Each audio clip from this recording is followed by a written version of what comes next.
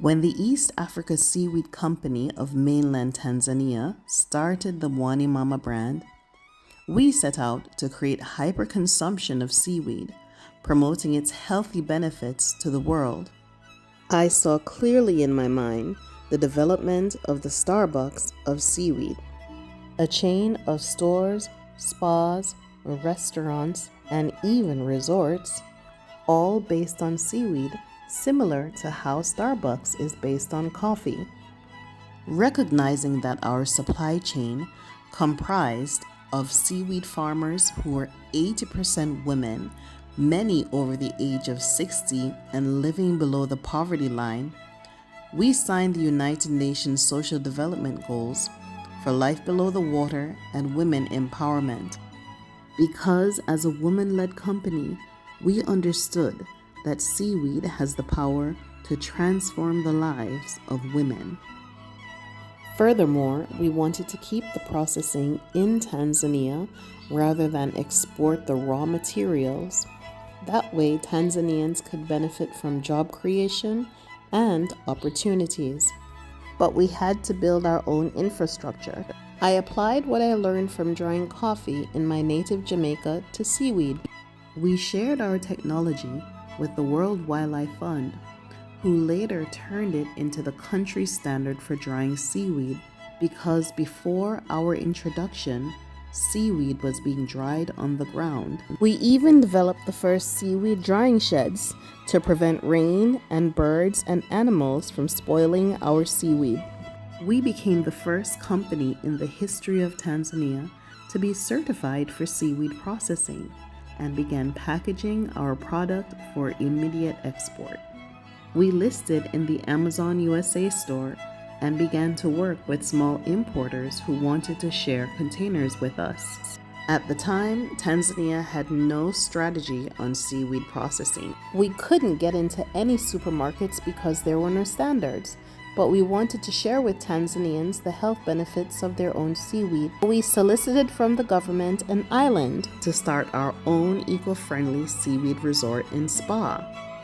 We also solicited from the government space at the Julius Nyerere International Airport, where we could open a Mwani Mama store, juice bar, and outlet for seaweed-based products, right next to the duty-free shops at the International Departure Gate. Sadly, none of this came to fruition.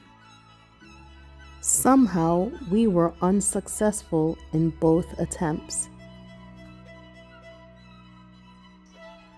With no policies on seaweed and no standards on seaweed processing, expensive paperwork and unfair pricing for foreign investors, and no outlets, our investors lost confidence and simply pulled out, leaving us in the dark.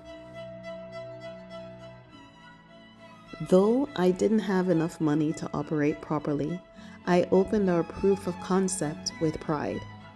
We were a meeting place for the community, where they were able to access fresh, quality, healthy food, all based on seaweed or included seaweed in some way, especially our seaweed drinks that were delicious and nutritious. We attracted people from far and wide who wanted to come and try our delicious blends of seaweed drinks, sauces, jams, and smoothies. We never forget our pledge to the seaweed farmers and continue to push for ways forward to include seaweed in the Tanzania Bureau of Standards so that we were able to access the supermarkets and be able to push out our products directly to the Tanzanian consumer. In time, the Tanzanian government did make changes for seaweed, pushing policy for seaweed, operating a restaurant, product development, and cooking and managing all by myself took a toll on my health. I had developed stress-related GERD. My stomach was producing way too much acid from my body and eating away at my esophageal tract. With a 2-hour-a-day commute, no funders, no investors, and denied for almost every grant in seaweed, I made the hard decision to close our restaurant. My success had come at far too high a cost than I was willing to pay. I was doing way too much with far too little.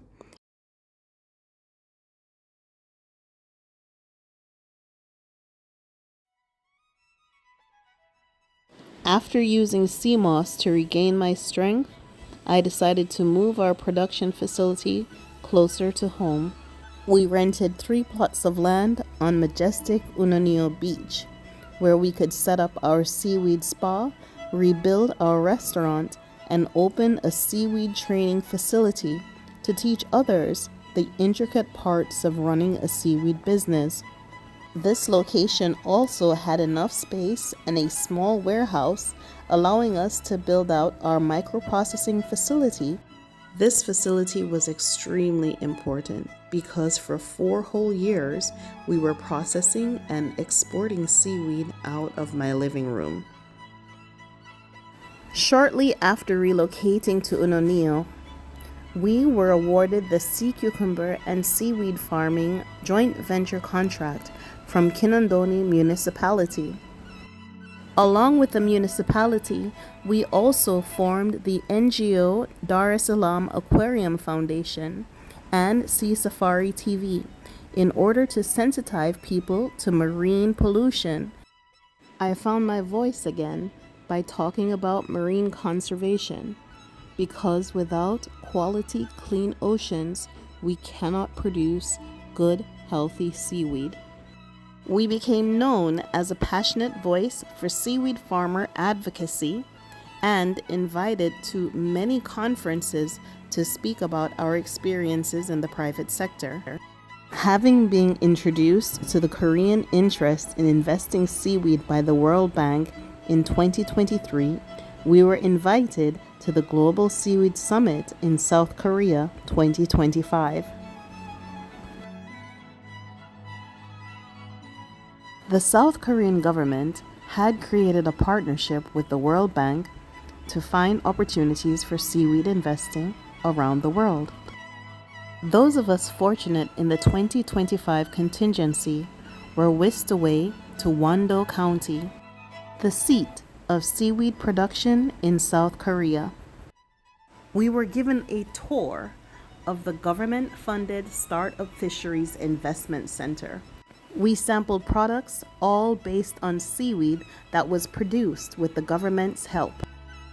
And what really blew my mind was an entire island dedicated to seaweed healing, an entire island spa dedicated to the healing of seaweed. Imagine that.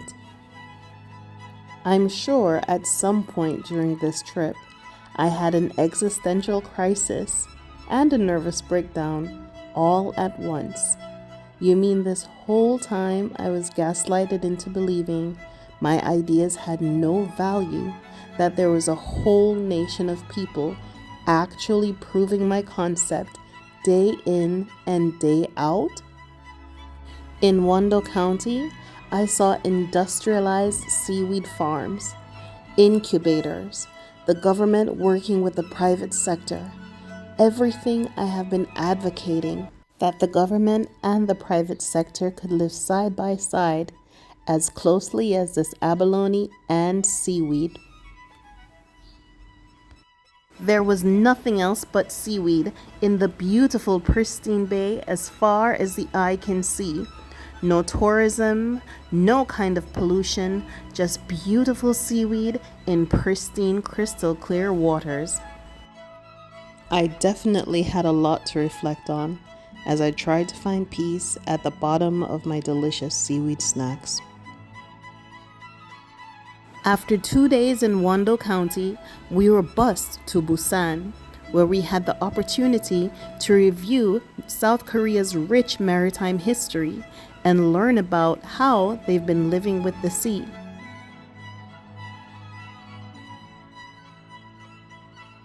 We learned about the Haenyeo divers of Jeju Island, South Korea's version of the Mwani Mamas, experienced female divers that went deep into the sea with one single breath, foraged in the sea for seaweed, abalone, and other delicacies. The Korean government had invited over 100 participants from all over the world, giving us a rare opportunity to learn from each other and have camaraderie. For 1 week, we made friends and learned about each other's struggles in seaweed. We visit another government-funded incubation center, this time for sea cucumber. Well, looky. Here again was the South Korean government proving me correct in my exact proposal to the government that the best place to farm sea cucumber was inland due to 70% loss at sea due to storms. By this time, the South Koreans did not surprise me anymore. I realized I was living in a parallel universe at least 30 years ahead in the future. I was given a seat as a panelist at the Global Seaweed Summit in Busan, Korea, 2025. The next day, I had an opportunity to pitch my company, Mwani Mama, the Starbucks of Seaweed, to the World Bank, the IFC, and the Korean government, and I knocked it straight out the park. When it was my turn in the Shark Tank, I wasn't nervous. I was vindicated. I had seen my hard-won theories in living reality, and I was determined to have my victory. I had seen their progress, their farms, their incubators, their aquarium, their sea cucumber farms, and everything I ever imagined. But now it was time for them to see me. I pitched my heart out. I gave the best pitch of my entire life in perfect time.